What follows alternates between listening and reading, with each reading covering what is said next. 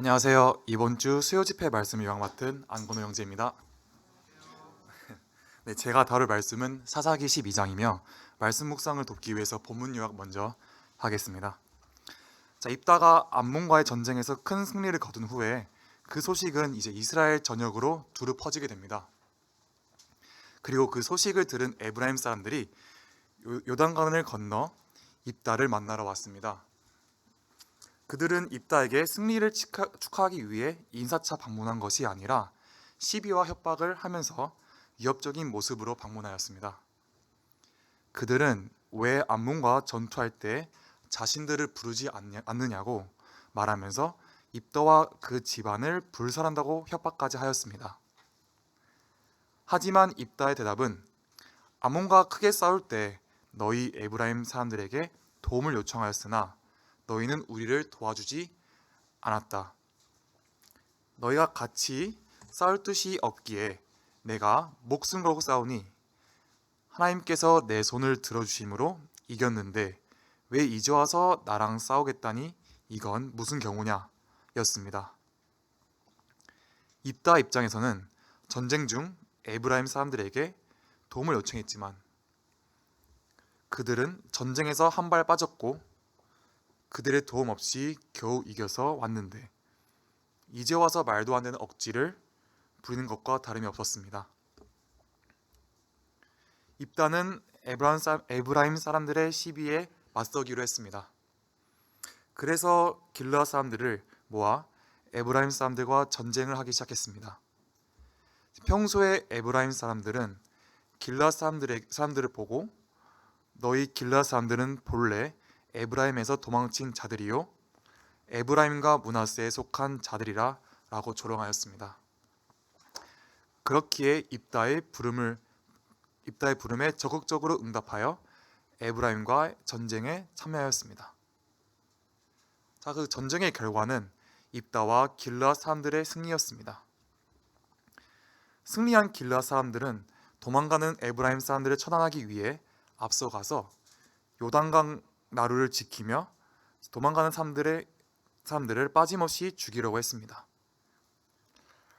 요단강을 건너는 사람 중에서 에브라임 사람을 골라내기 위해 쉿볼렛을 말하게 했습니다. 에브라임 사람들은 쉿볼렛을 쉿볼렛이라고 발음했기 때문에 길앗 전사들은 쉿볼렛이라고 한 에브라임 사람들을 모두 죽였는데 이때 죽은 사람만 42,000명이었습니다. 입다는 6년 동안 사사로서 이스라엘을 통치하였고 그 후에 생을 마감하여 길앗 싸움에 묻혔습니다.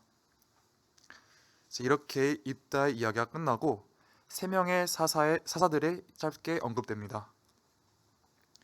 입다의 뒤를 이은 베들레헴 사람 사사 입사는 7년간 이스라엘을 다스리다가 베들레헴에서 장사되었습니다. 그 후 생을 마감할 때 입산의 뒤를 이은 스불론 사람 사사 엘론은 10년 동안 이스라엘을 다스렸고 그 후에 생을 마감할 때 스불론 땅 아얄론에서 장사되었습니다. 엘론의 뒤를 이은 비라돈 사람 사사 압도는 8년 동안 이스라엘을 다스리며 그 후 생을 마감하여 비라돈에서 장사되었습니다. 이 기간 동안에 내용이 많이 기록된 게 없기에 큰 사건이 있지 않았던 것 같습니다. 여기까지가 12장 요약이었습니다. 이제 이번 말씀의 첫 번째 핵심은 공동체 내의 갈등과 분열이 가져온 비극입니다. 사사기 12장은 입다와 에브라임 지파 사이의 갈등으로 시작됩니다. 1절에 에브라임 사람들이 모여 북쪽으로 가서 입다에게 이르되 내가 암몬 자손과 싸우러 건너갈 때에 어찌하여 우리를 불러 너희와 함께 가지 아니하였느냐 우리가 반드시 너와 내 집을 불사리라 하니 에브라임 지파는 입다의 승리를 시기하며 불만을 품고 적대감을 드러냅니다. 아까 여호와과 마찬가지로 입다는 반박했습니다. 2절에 나와 내 백성이 암몬 자손과 크게 싸울 때에 내가 너희를 부르되 너희가 나를 그들의 손에서 구원하지 아니한 고로. 3절에 나는 너희가 도와주지 아니한 것을 보고 내 목숨을 돌보지 아니하고 건너가서 암몬 자손을 쳤더니 여호와께서 그들을 내 손에 넘겨주셨거늘 너희가 어찌하여 오늘 내게 올라와서 나와 더불어 싸우고자 하느냐 하니라. 입다는 에브라임 사람들에게 너희에게 이미 도움을 요청했으나 너희가 안 도와주지 않았느냐. 결국 내 목숨을 바쳐서 하나님께서 승리를 내 손에 넘겨주셨는데 왜 에브라임 너희가 승리의 영광을 차지하려고 나랑 싸우려 한다고 주장하였습니다. 이 장면은 사사기 8장 1절에서 3절 에브라임 사람들이 기드온에게 이르되 내가 미디안과 싸우러 갈 때 우리를 부르지 아니하였으니 우리를 이같이 대접함이 어찌 됨이냐 하고 그와 크게 다투는지라. 기드온이 그들에게 이르되 내가 이제 행한 일을 너희가 한 것에 비교되겠느냐. 에브라임의 끝물 포도가 아비에셀의 만물 포도보다 낫지 아니하냐. 하나님이 미디안의 방백 오렙과 스앱을 너희 손에 넘겨주셨으니 내가 한 일이 어찌 능히 너희가 한 것에 비교가 되겠느냐 하니라. 기드온이 이 말을 하매 그때 그들의 노염이 풀리느니라. 기드온과 에브라임 지파 사이의 갈등과 이제 비슷한 상황이었습니다. 하지만 다른 점으론 기드온은 겸손하게 대응하며 갈등을 피했지만 입다는 직접적인 대결을 선택하고 갈등을 피하지 못하였습니다. 결국 4절에서 6절 말씀처럼 내전이 벌어지고 입다와 길르앗 사람들이 에브라임 지파를 무찌르며 승리하였고 그때 에브라임 사람의 약 4만 2천 명이 죽었습니다. 우리는 이 말씀을 통해서 공동체 내 분열이 얼마나 큰 피해를 가져오는지를 보게 됩니다. 이스라엘은 외부의 적과 싸워야 하는 상황에서 내부적으로 갈등이 생겼고 결국 같은 공동체 내에서 비극적인 전쟁을 하였습니다. 저희도 마찬가지입니다. 이 대학로 모임, 이 공동체가 서로의 역할을 인정하지 못하고 협력하지 않고 하나가 되지 못한다면 사탄은 모임을 무너뜨리기 위해 온갖 술수를 써서 우리를 마구 흔듭니다. 에브라임 지파의 질투와 교만이 갈등을 일으켜 공동체의 위기를 몰아간 것처럼 우리가 서로 시기 질투하고 판단만 한다면 모임은 어지러질 수 있습니다. 그러므로 저희는 항상 하나님의 뜻을 따라 겸손하고 하나가 되는 자세를 유지해야 합니다. 하지만 저희는 육신이 가득하기에 평생 갈등이 없을 수는 없습니다. 갈등은 애초에 만들지 않는 것도 좋지만 갈등이 생겼을 때 어떻게 지혜롭게 해결하는 것이 중요합니다. 갈등이 생겼을 때는 자기 중심적인 태도를 버리고 8장에서 기드온처럼 겸손과 용서, 대화를 통해 하나님의 화평을 이루어야 합니다. 또한 우리 모두 사랑스러운 성도이기 때문에 서로의 다름을 존중하고 오래 참고 온유하고 시기하지 않고 자랑하지 않고 교만하지 않고 협력과 화합 속에서 하나 되는 대학로를 만드는 데 힘써줘야 합니다. 이번 말씀의 두 번째 핵심은 말 한마디로 드러나는 정체성입니다. 입다가 에브라임을 물리친 후 요단강 나루토에서 도망치는 에브라임 사람을 가려내기 위해 쉿볼렛이란 말을 사용합니다. 에브라임 사람은 쉬라는 발음을 못하고 시라고 발음하는 습관이 있었습니다. 그래서 에브라임 사람들은 쉿볼렛이라는 발음을 제대로 하지 못하고 쉿볼렛이라고 했기 때문에 입다와 길르앗 사람들에게 탈로가 나서 그때 많이 죽임을 당했습니다.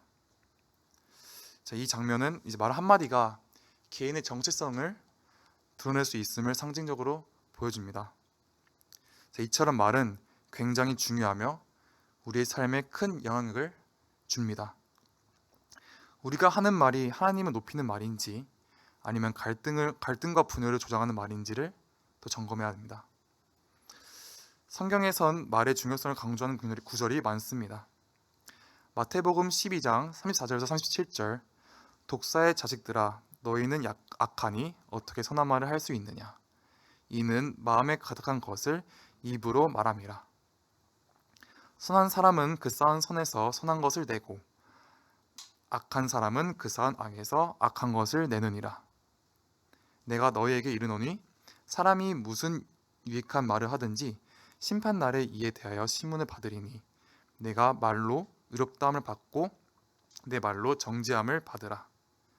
자, 이 구절은 우리가 내는 말이 우리의 상태를 반영하는 것을 알려줍니다.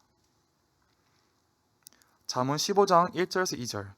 유순한 대답은 분노를 쉬게 하여도 과역한 말은 노를 격동하느니라. 지혜 있는 자의 혀는 지식을 선히 베풀고 미련한 자의 입은 미련한 것을 쏟느니라. 이 구절은 이제 갈등을 해결하는 데 있어서 유순하고 부드러운 말로 갈등을 해결하고 거친 말은 갈등을 더 심화시켜 준다는 교훈을 줍니다. 우리 교회 안에서도 말 한마디가 중요합니다. 사랑과 격려의 말은 공동체를 세우지만 분열과 비난의 말은 공동체를 무너뜨립니다.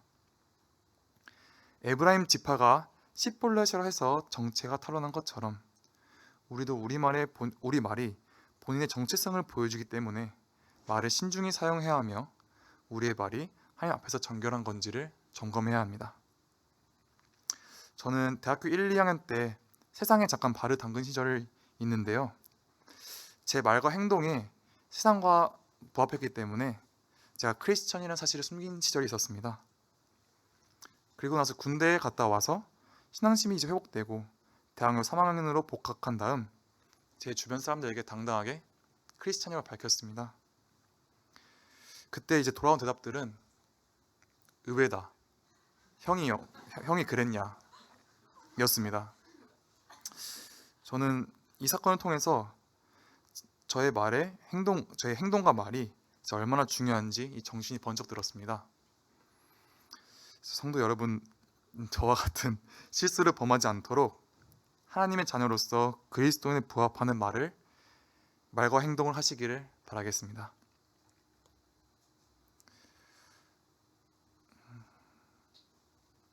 자, 오늘의 말씀의 세 번째 핵심은 평화 속에 안주하지 말자입니다. 입다이유, 입산, 엘론, 압돈이 사사로 이스라엘을 다스립니다. 이 기간 동안 비교적 평온한 시기를 보냈습니다. 하지만 그 다음 13장을 보면은 이스라엘 자손이 다시 여호와의 목전에 악을 행하여서 여호와께서 40년 동안 블레셋 사람의 손에 넘겨버립니다. 신앙이 평온할 때 더욱 깊이 하나님을 찾고 의지하는 것이 중요합니다. 어려운 상황에서만 하나님을 찾는 것이 아니라 평안할 때도 하나님과 동행하는 것이 하나님께서 바라는 진정한 신앙입니다. 저도 이제 가장 힘든 시기였던 군대와 이제 임고생 시절에 가장 하나님을 찾았던 것 같습니다. 하지만 그 시절이 끝나면 그때처럼 하나님을 간절히 찾거나 의지하지 않았던 모습을 되돌아보게 되었습니다. 요즘 다시 평안한 시기를 보내는 것 같은데 하나님을 의지하고 동행하는 자세를 이제 가져보려고 합니다. 추가적으로 박근영 형제님께서 이제 톡방에다 올려주신 이제 묵상 내용이 있는데 그 부분을 추가해서 또 읽도록 하겠습니다. 우리는 외적 모양으로 사람들이나 환경을 판단하기 쉬운 경향이 있습니다. 또한 일이 진행될 때에는 가만히 있다가 나중에 결과물에 대해 자신의 이해와 입장으로 해석하고 하나님의 역사를 잘 알아보지 못하는 무딤이 있습니다. 에브라임 지파는 길앗 지역에 무슨 선한 것이 있어서 암몬과 전쟁을 치르려 하느냐 하는 선입견을 가지고 하나님의 임재가 있는 입다를 무시한 것입니다. 그 결과 아까와 같이 너무나 비극한 동족 간 분쟁으로 에브라임 사람 수만 명이 죽임을 당하게 됩니다. 우리는 사람이나 환경을 외모로 판단해서는 안 된다는 교훈을 받습니다.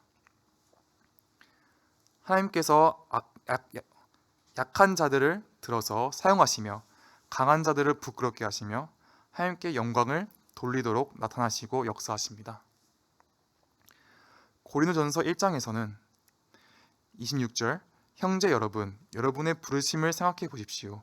여러분 중에 육신을 따라 지혜로운 자가 많지 아니하고 능력 있는 자가 많지 아니하며 좋은 가문 출신도 많지 않습니다.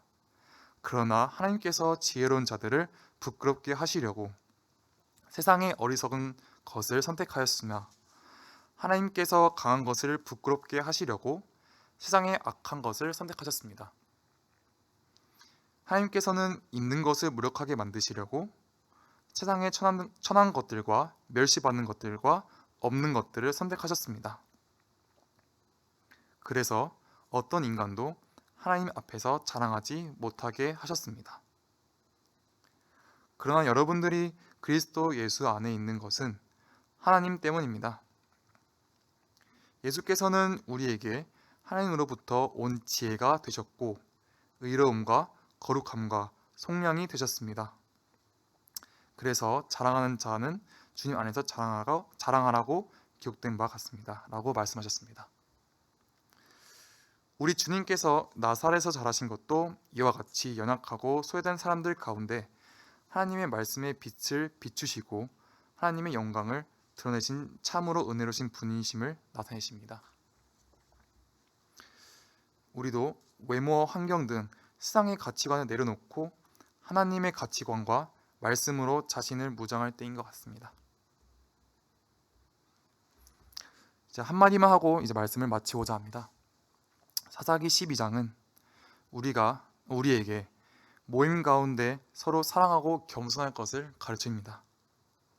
오늘도 우리의 말과 행동이 하나님을 드러내는지를 돌아보고 필요할 때 찾는 수단이 아닌 아버지 하나님과 동행하며 그리스도인의 길을 걷는 삶을 사시길 바라면서 오늘 말씀 마치도록 하겠습니다.